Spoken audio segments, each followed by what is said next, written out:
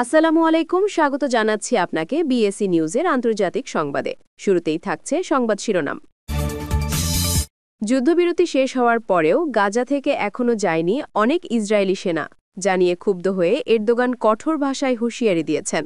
তিনি বলেছেন, যুদ্ধ শেষ, এখন আগামী ২৪ ঘণ্টার ভিতরে যদি ইসরায়েল তাদের সকল সেনা প্রত্যাহার না করে তাহলে তাদের বিরুদ্ধে নেওয়া হবে কঠোর পদক্ষেপ। এদিকে ইরান পারমাণবিক বোমা তৈরির শেষ ধাপে রয়েছে। আগামী ১ মাসের মধ্যেই বা কয়েক সপ্তাহের মধ্যেই তারা তৈরি করে ফেলবে পারমাণবিক অস্ত্র, দাবি যুক্তরাষ্ট্রের। যুক্তরাষ্ট্রের আধিপত্য ঠেকাতে এবার নতুন জোট গঠন করল চীন, রাশিয়া এবং উত্তর কোরিয়া। তাদের মূল লক্ষ্য একে অপরকে সামরিক শক্তিতে সহায়তা করা। এদিকে বাংলাদেশের সাথে তুরস্কের যৌথ ড্রোন ও মিসাইল বানানোর সিদ্ধান্ত চূড়ান্ত। $৬০০ মিলিয়ন ড্রোন এবং মিসাইল কিনবে বাংলাদেশ। গাজার পর আবার লেবাননে হামলা করেছে ইসরায়েল, জানিয়ে ইরান ইসরায়েলকে দিয়েছে কঠোর হুঁশিয়ারি। যে কোনো সময় ইসরায়েলে আঘাত হানতে পারে ইরান। এতক্ষণ শুনছিলেন সংবাদ শিরোনাম, এখন বিস্তারিত। এদিকে যুদ্ধবিরতি শেষ হওয়ার পরও গাজা থেকে এখনও পুরোপুরি সরে যায়নি ইসরায়েলি সেনারা। সীমান্তের আশেপাশে এখনও দেখা যাচ্ছে তাদের বেশ কিছু ইউনিট। এতে করে এলাকা জুড়ে আবারও তৈরি হয়েছে উত্তেজনা। শান্তি চুক্তি অনুযায়ী নির্দিষ্ট সময়ের মধ্যেই সেনা প্রত্যাহারের কথা থাকলেও বাস্তবে সেই কাজ সম্পূর্ণ হয়নি এখনও। ফলে যুদ্ধবিরতির পরও গাজা উপত্যকায় টান টান পরিস্থিতি বিরাজ করছে, আর মানুষ এখনও ভয় আর অনিশ্চয়তার মধ্যে দিন কাটাচ্ছে। এই পরিস্থিতিতে ক্ষুব্ধ প্রতিক্রিয়া জানিয়েছেন তুরস্কের প্রেসিডেন্ট রিসেপ তাইয়েপ এরদোয়ান। তিনি ইসরায়েলকে কড়া ভাষায় হুঁশিয়ারি দিয়ে বলেছেন, আগামী ২৪ ঘণ্টার মধ্যে যদি গাজা থেকে সব সেনা প্রত্যাহার না করা হয় তাহলে তুরস্ক কঠোর পদক্ষেপ নিতে বাধ্য হবে। এরদোয়ান বলেন, শান্তি চুক্তি মানে যুদ্ধের সমাপ্তি। সেখানে ইসরায়েল এখনও যদি সেনা মোতায়েন রেখে দেয় তাহলে সেটা যুদ্ধবিরতির শর্ত ভঙ্গের শামিল। তুরস্কের এই হুঁশিয়ারির পর পুরো মধ্যপ্রাচ্যে তৈরি হয়েছে নতুন এক আলোড়ন। অনেকেই মনে করছেন তুরস্ক সত্যিই পদক্ষেপ নিলে এর প্রভাব পড়বে আন্তর্জাতিক পর্যায়েও। কারণ তুরস্ক দীর্ঘদিন ধরেই ফিলিস্তিনের পক্ষে অবস্থান নিয়ে আসছে এবং গাজার জনগণের ওপর হামলার প্রতিবাদে বারবার ইসরায়েলের বিরুদ্ধে সরব হয়েছে। এবার তারা যে ভাষায় হুঁশিয়ারি দিয়েছে তা ইসরায়েলের ওপর কূটনৈতিক চাপ আরও বাড়াবে বলেই মনে করছেন বিশ্লেষকরা। অন্যদিকে ইসরায়েলের পক্ষ থেকে এখনও কোনো আনুষ্ঠানিক প্রতিক্রিয়া পাওয়া যায়নি। তবে কিছু সূত্র বলছে, নিরাপত্তাজনিত কারণে কিছু ইউনিট এখনও গাজা সীমান্তে অবস্থান করছে এবং ধীরে ধীরে প্রত্যাহারের প্রক্রিয়া চলছে।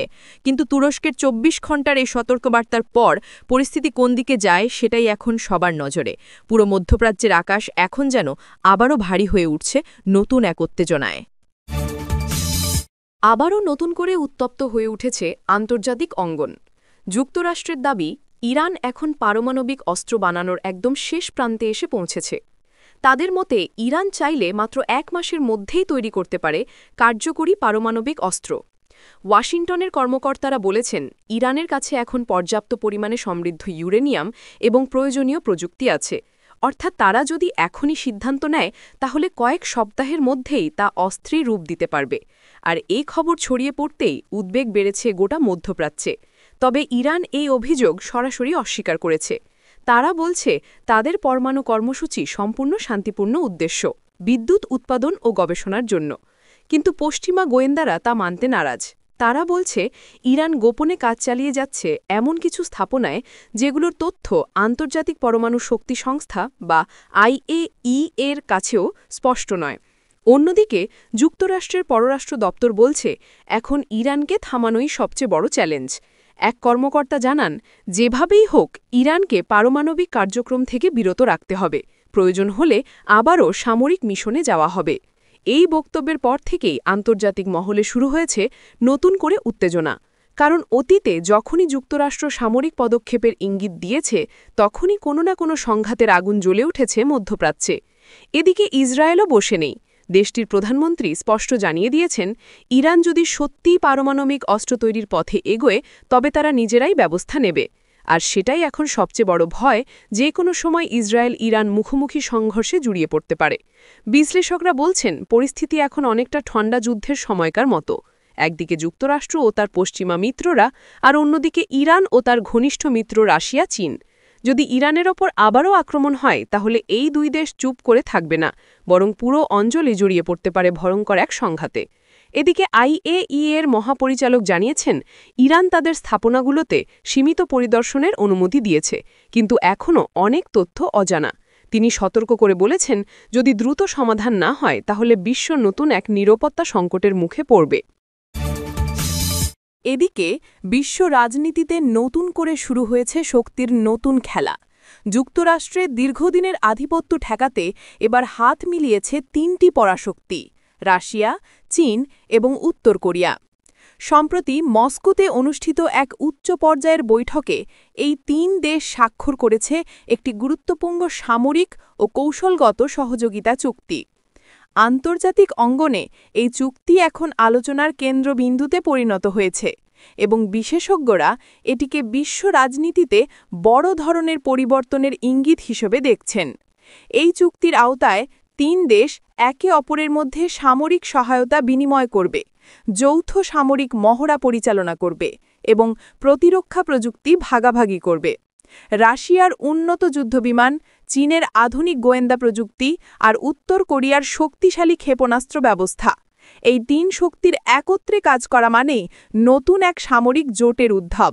বিশেষজ্ঞরা বলছেন, এটি এক প্রকার এশিয়ান সামরিক ব্লক গঠনের সূচনা, যা সরাসরি পশ্চিমা দেশগুলোর আধিপত্য ও কৌশলগত অবস্থানকে চ্যালেঞ্জ করবে। ওদিকে যুক্তরাষ্ট্র ইতিমধ্যেই তীব্র প্রতিক্রিয়া জানিয়েছে। ওয়াশিংটন বলেছে, এই নতুন জোট শুধু এশিয়ার নয়, বরং গোটা বিশ্বের স্থিতিশীলতার জন্য বিপজ্জনক হতে পারে। যুক্তরাষ্ট্র ইতিমধ্যেই তার মিত্র দেশগুলো জাপান, দক্ষিণ কোরিয়া ও অস্ট্রেলিয়াকে সতর্ক করে দিয়েছে এবং প্রয়োজনে তারা নতুন প্রতিরক্ষা চুক্তি ও কৌশলগত পদক্ষেপ গ্রহণের জন্য প্রস্তুত রয়েছে।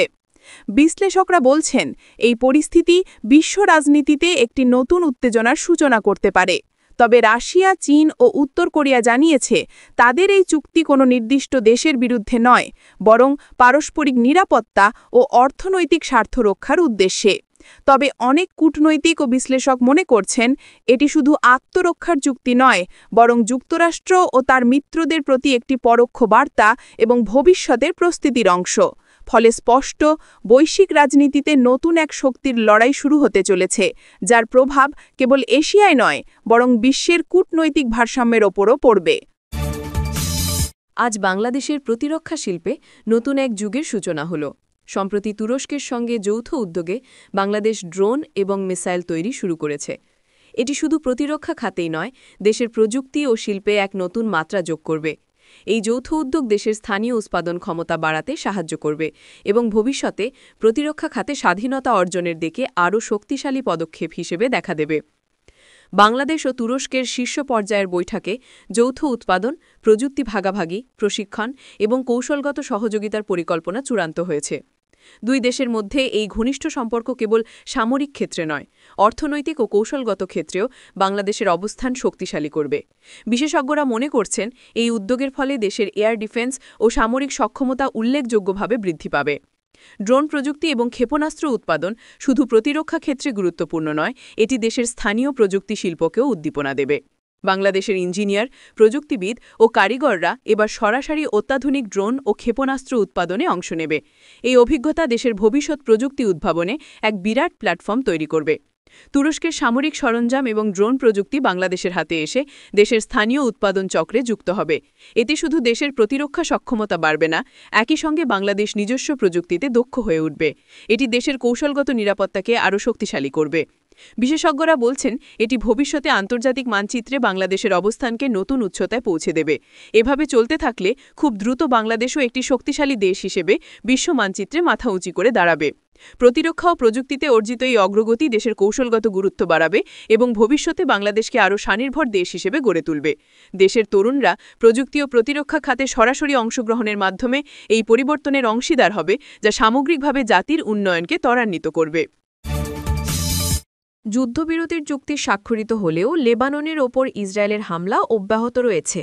বিশেষ করে গাজা যুদ্ধের পর থেকেই ইসরায়েল বারবার লেবাননের বিভিন্ন অঞ্চলে বিমান ও স্থল হামলা চালাচ্ছে, যা শান্তি প্রক্রিয়াকে পুরোপুরি ব্যর্থ করে দিচ্ছে।